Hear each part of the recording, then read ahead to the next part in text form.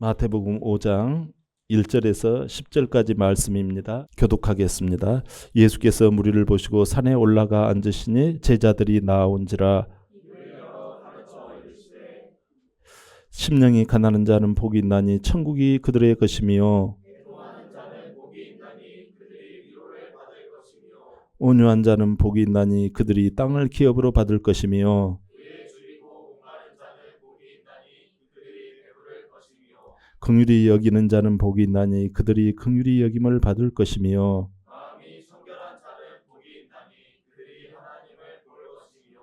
화평하게 하는 자는 복이 있나니 그들이 하나님의 아들이라 일컬음을 받을 것이며 의를 위하여 박해를 받는 자는 복이 있나니 천국이 그들의 것임이라. 아멘. 자, 오늘 말씀의 제목을 한번 볼까요? 자, 시작. 오히려 복이 됩니다. 네, 오늘 말씀의 제목인데요. 여러분 지금 날씨가 굉장히 갑자기 이렇게 풀리다가 갑자기 온도가 뚝 떨어졌어요. 그러는 바람에 긴장을 늦추다가 갑작스런 추위에 많은 분들이 이렇게 감기에 이렇게 걸리신 분들이 꽤 많아요. 온도 차이가 많이 나면 감기가 걸리지요. 그래서 약을 먹게 되지요. 우리가 온도 차이가 이렇게 어떤 격차가 벌어지면 늘상 힘이 들어요. 여러분 우리가 이 차이를 잘 극복을 하지 못할 때가 많아요. 자석에서 보면 N극이 있고요, S극이 있어요. N극과 S극은 비슷하게 생겼는데 전혀 달라요. 성질이 달라요. 그래서 같이 붙여놓으면 N극과 S극은 어떻게 돼요? 서로 달라붙어요? 달라붙지요. 근데 N극과 N극은 서로 밀어내요. 우리가 이 N극과 S극이 서로 달라붙어요. 차이가 엄청 이렇게 비슷하지만 전혀 기질이 달라요. 근데 서로 좋아해요. 이 원리를 이용을 해서 발전기를 만들었어요. 여러분 밀물과 썰물은요 완전히 다릅니다. 그런데 이 밀물과 썰물 다른 것을 이용해서 조수 간만의 차를 이용해서 조력 발전을 일으켜요. 또 이 온도 차이를 이용을 해가지고 열 발전을 일으켜요. 또 높은 곳과 낮은 곳의 그 낙차를 이용을 해가지고 이 수력 발전을 일으키곤 해요. 차이와 이렇게 이 격차는 우리를 힘 빼게 만들지만, 그러나 여러분 이걸 잘 쓰면 어떤 일이 벌어지냐면 에너지를 얻게 되어져요. 오늘 내용인데요. 지난주에 무슨 말씀을 전했는고 하니 예수님은 하나님의 아들이시면서 사단에게 시험을 받았다, 이 말씀 전했잖아요. 그때마다 자존심 상한다고 계단 내려가기를 하지 않았어요. 오히려 그 시험의 계단을 올라가셨어요. 오늘은 주님이 이제 무엇을 하시는 거 아니, 세상에 나가서 전도를 하세요. 또 가르치세요. 양육을 하세요. 그리고 병을 고치세요. 네. 본문 1절 한번 볼까요? 본문 1절 다 같이 읽어봅시다. 시작. 예수께서 무리를 보시고 산에 올라가 앉으시니 제자들이 나온지라. 아멘. 지금 예수님께서 세 가지를 하셨다고 그랬죠. 전도도 하시고 양육도 하시고 또 가르치기도, 이렇게 병도 고치시고 이렇게 하셨다고 그랬어요. 근데 이 지역의 배경이 어딘가 하니 갈릴리 지역이에요. 갈릴리 지역은요 우리나라에서 조금 뭐랄까 굉장히 못 사는 지역, 서민 슬럼가 이쪽 지대를 생각하면 될 거예요. 그러니까 삶에 뭐가 있다? 격차가 있는 동네다. 이 차이가 심하다라는 것을 알 수가 있어요. 그런데 여기에 두 종류의 1절에 두 종류의 사람이 나오죠. 어떤 사람이 나와요? 무리가 나오고 제자가 나오지요. 무리와 제자들, 주님을 좋아하는 사람들이에요. 이들은 삶이 정말 가난하고 초라하고 어, 옹색한 삶을 사는 사람이 대부분이에요. 이 갈릴리 지역은. 그 중에서 무리와 제자들이 있어요. 무리들은 예수님께서 갈릴리 해변 마을을 돌며 회당에서 전도하시고 병도 고쳐주시고 그러자 놀라운 기적이 일어나잖아요. 또 막 놀라운 오병이어 기적도 일으키고 하니까 그거 보고서 신기하고 와, 뭣도 막 얻어먹기도 하고 막 그러니까 주님을 따라온 거지요. 여러분, 인생에서 차이가 생길 때 여러분 이걸 못 견디는데 이 인생의 차이를 오히려 거꾸로 쓰는 사람이 있어요. 오늘 그 사람들이 나와요. 에너지를 발산시키는, 아까 뭐라 그랬죠? 발전을 일으키는 사람이 있어요. 차이 나기 때문에 발전을 일으켜요. 여러분, 차이 나고 격차가 생기고 갭이 생길 때 이걸 에너지화할 수 있는 사람은 대단한 사람이에요. 격차감이 밀려오잖아요. 건강한 사람과 그렇지 못한 사람, 부자 있는 사람과 가난한 사람, 배운 사람과 못 배운 사람, 인기 있는 사람과 소외된 사람. 격차죠, 다. 특별히 갈릴리 지역은 이런 격차가 심한 지역이에요. 예수님이 오시자 무리들은 육신적인 치료, 귀신아 나가라, 중풍병아 떠나가라, 혈루증아 떠나갈지어다, 다 고쳐버려요. 그러니까 와, 이게 뭐야 이게, 우와 대박이네 하고 막 사람들이 수만 명이 모여드는 거예요. 오늘 산상수훈의 첫 부분이에요. 산에서 예수님이 걸터 앉으셔서, 앉았다는 말은 이제 설교를 시작한다는 뜻이에요. 이 격차를 예수님이 일거에 그냥 정리해 주시고 하니까 무리들이 따라온 거예요. 예수님 옆에만 가면 격차가 에너지로 바뀌는 거예요. 여러분, 이 제자들이 오늘 이렇게 격차를 줄여주시는 주님 앞에 산 같은 그 언덕 구릉에 앉으시자 이 제자들이 앞으로 탁 나오는 거예요. 말씀을 사모했다라는 거죠. 인생의 차이와 그 시험들, 그 격차감으로 인해서 주님 앞에 나오는 거죠. 3절 다 같이 볼까요? 시작. 심령이 가난한 자는 복이 있나니 천국이 그들의 것이며. 아멘. 심령이 가난한 자라는 말은요, 마음이 파산됐다라는 뜻이에요. 마음이 부도났다라는 거예요.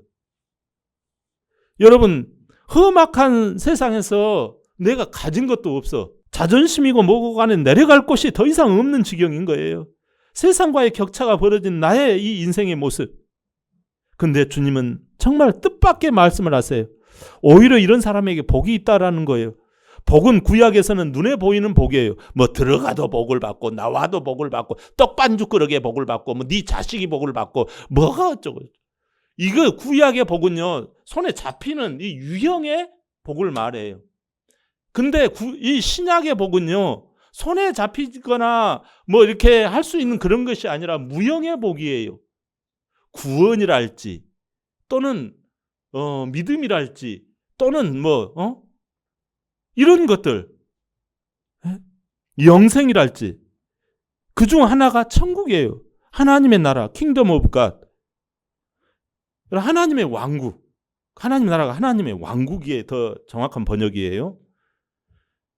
심령이 가난한 자가 이런 자들의 것이라는 것입니다. 내 마음에 의지할 만한 사람이 하나도 없기에 그러면 누구를 의지해요? 예수님밖에 없는 거예요. 여러분, 이 심령이 가난한 자라는 거, 의지할 구석이 없기 때문에, 의지할 어떤 재산이나 도움이 될 만한 것이 없기 때문에 파산난, 완전히 파이어, 파산난 그 마음 상태, 그것이 오히려 복이 된다라는 거예요. 왜요? 이게 바로 전심으로 믿는 기회가 되기 때문에 그래요. 그러니 이 제자된 사람들에게는 이런 기회가 오히려 하나님의 나라가 시작된다라는 거예요. 제가 4절 봉독해 볼게요. 애통하는 자는 복이 있나니 그들이 위로를 받을 것이며. 애통하는 자라는 말은 내 자신의 죄와 비참함에 대해서 슬피 엉엉 우는 거예요. 이런 것이 복이 되는 것은 바르게 살아보려고 해도 안 되더라는 거예요. 나의 그 뭐가 있잖아요. 내 안에 어떻게 보면 도끼를 품고 살아야 되는데 그러기는 너무 연약해. 그러기에는 너무 약해. 악을 쓰면서 세상은 살아야 되잖아요. 그러기에는 내가 아니올시다야. 여러분, 그러다 보면 내가 나쁜 놈이 돼버리잖아요.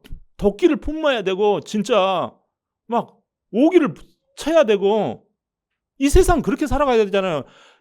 막 주장하면 막 너희가 더 크게 주장을 해야 되고 무슨 상대방의 말에 그런 부분이 있네요. 그러면 바로 죽는 것처럼 막 느껴지잖아요. 그 가운데서 괴로워하는 거예요. 이 차이감, 이 괴리감 앞에 울며 슬퍼하는 거예요. 여러분, 이런 자에게 하나님의 위로가 임하신다고 말씀해요. 주님만이 나의 의로움이 되시는구나. 내가 주님을 진짜 믿어야 되는구나.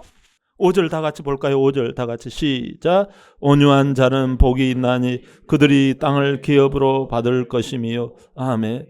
여러분, 온유란 말은 어떤 그 강압적인 사람, 어떤 힘센 사람의 주장에 눌려서 이를 극복할 능력도 없고 해서 자기 어떻게 할 수 있는 힘이 없어요. 그래서 인내하며 절제하고 있는 상태의 사람을 말해요.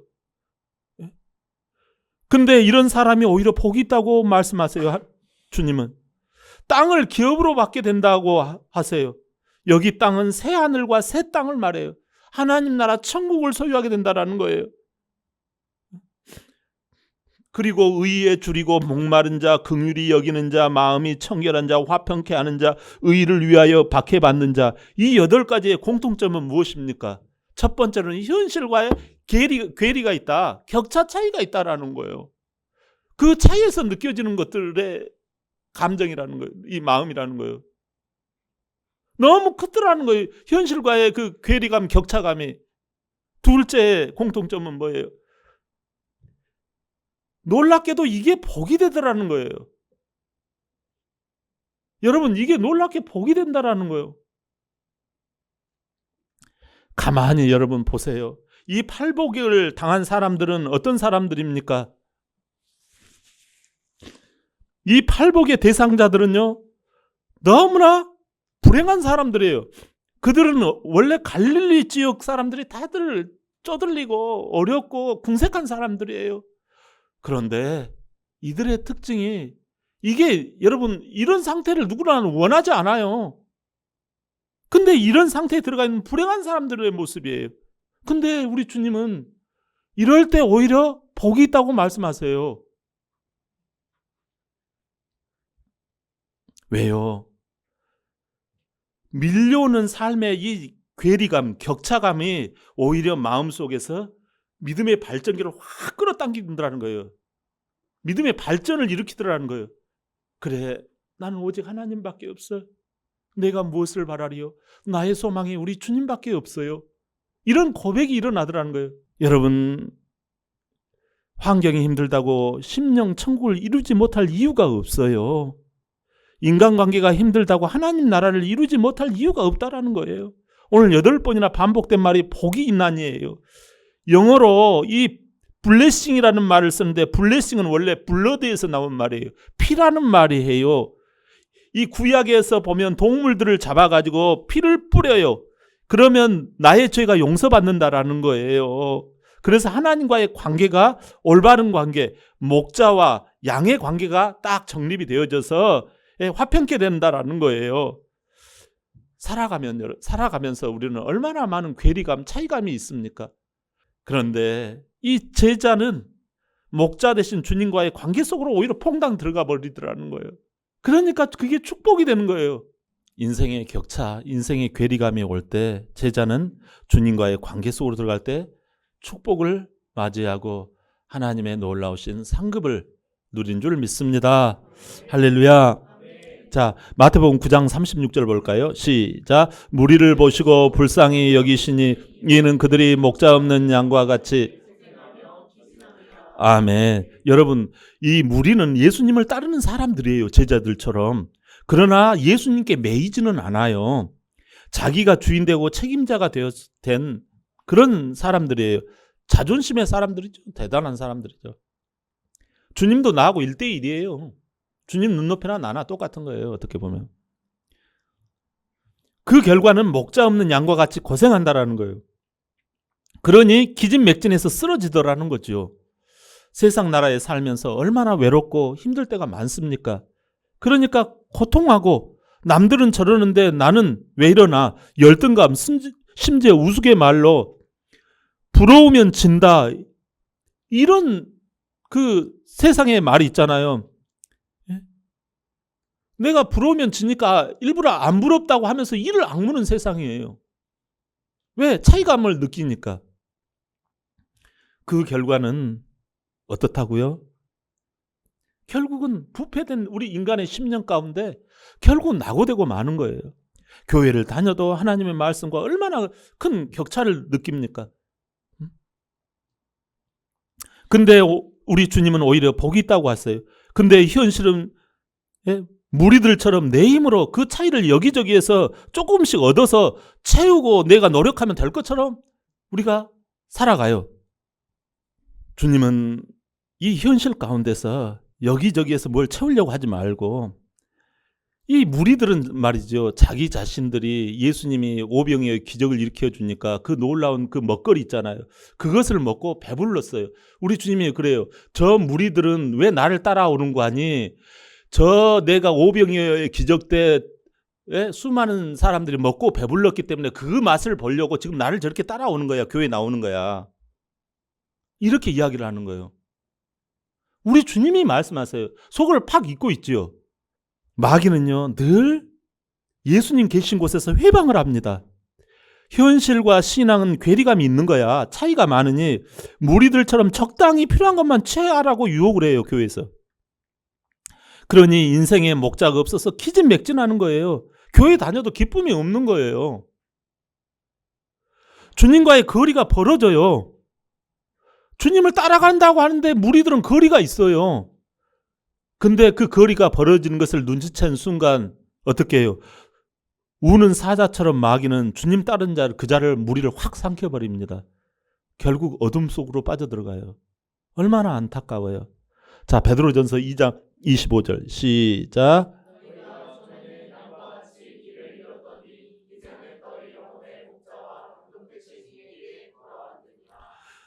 아멘. 최초 우리의 조상 아담과 하와는 하나님 나라인 에덴에서 말씀을 들었어요. 그런데 마귀 유혹에 이끌려 현실에서 느껴지는 이 괴리감의 차이를 느끼고 내 중심으로 가고 말았어요. 아시죠? 그 선악과 사건 때문에 첫 번째 아담과 하와는 현실의 괴리감, 자기는 뻘거벗었고, 그런데 선악과가 너무 보암직하고 먹음직해. 그래서 그냥 하나님 쪽이 아니라 그냥 자기 쪽으로 고 해버린 거예요. 그 결과 아담의 후손인 우리는요, 목자 없는 양처럼 기진맥진한 거예요, 지금도. 그래서 2000년 전에 예수님, 둘째 아담으로 오신 예수님이 이 모든 인간 속에 들어있는 하나님과의 거리감, 격차감, 하나님을 멀리했던 죄를 대신해서 십자가에서 죄값을 치르셨어요. 그리고 새롭게 죄 없는 의로운 인간으로 부활로 일어나셨어요. 우리의 손을 잡고. 이제 누구든지 이 예수님을 나의 주인으로 믿기만 하면 인생의 격차가 생길 때 그 사이에 예수님이 들어오셔서 놀라운 믿음의 발전기를 돌려주십니다. 그래서 하나님의 나라의 복을 받는 거예요. 심령이 가난하고 애통하고 온유하고 의에 줄일지라도 주님으로 채워지기에 팔복의 기쁨을 누리는 줄 믿습니다. 나는 하나님의 자녀가 된 거예요. 나는 이제 내 삶에 차이가 생길 때마다 오히려 주님 앞에 나옵니다. 나는 이제 하나님 나라가 나의 주변으로 확장이 되어지는 거예요. 다니엘서 1장에서 보면 청년 다니엘은 바벨론 포로가 되었어요. 사단 마귀의 나라 바벨론에 살며 우상 제물과 포도주를 먹게 되었어요. 자, 여기서부터예요. 자, 어쩔 수 없는 환경이에요, 여러분. 현실적으로 하나님의 말씀과 너무 괴리감이 생기고 차이가 생기는 거예요. 절벽이 느껴지는 거예요. 근데 그 다음 부분에 이런 내용이 나와요. 그런데 그는 뜻을 정하여 그래요. 뜻을 정하였다는 말이 뭐예요? 그가 뜻은 어디서 정한가요? 마음에서 정했다라는 거예요. 마음에 각오를 했다라는 거예요. 여러분, 각오를 어떻게 하십니까? 마음의 결정을 어떻게 내렸어요? 하나님, 나는 아무런 능력과 의지할 곳이 없어요. 이게 뭐예요? 아까 그 내용이죠. 팔복이죠. 자존심도 파산났어요. 주님만이 나의 힘이에요. 자존심이고 뭐고 이제 나의 의가 되시는 분은 하나님이에요. 우상의 제물과 포도주를 먹지 않게 해주옵소서. 이렇게 기도할 수밖에 없었어요. 황관장이 나타나가지고 어디 그럼 10일 동안 채소만 먹어보라 이렇게 지시를 내립니다. 황관장이 허락해 준 것도 기적이에요, 여러분. 이거를 알고서 그렇게 했을까요? 자, 다니엘이 이 살면서 내가 우상의 제물과 포도주를 먹지 말아야 된다라는 것을, 이게 주일날 그 하나님의 말씀 메시지잖아요. 근데 그걸 마음에 담았다니까요. 심어서 그렇게 했더니 황관장이 바뀔 거야. 10일 만에 이렇게 해봐. 전혀 아니에요. 차라리 자기는 여기서 죽을 수도 있겠다. 이 생각이 들 수도 있었을 거예요. 근데 하나님만 신뢰한 거예요. 아까 팔복의 내용처럼 하나님만 신뢰했더니 어떻게 돼요? 그가 우상의 제물과 포도주를 먹지 않고 다니엘과 세 친구는 하나님의 사람이 되었던 거예요.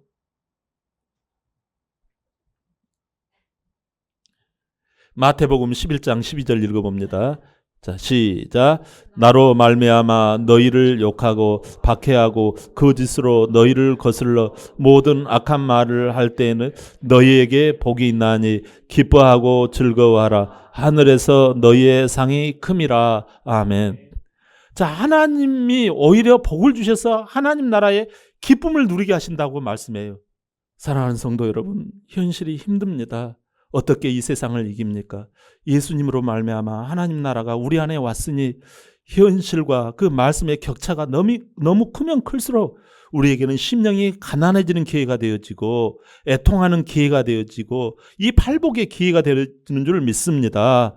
그렇기 때문에 교회는 이 땅의 하나님 나라인 줄 믿습니다. 제자들처럼 나로부터 시작된 하나님의 나라가 가정과 이웃으로 확장되시기를 주의 이름으로 축원합니다. 아멘.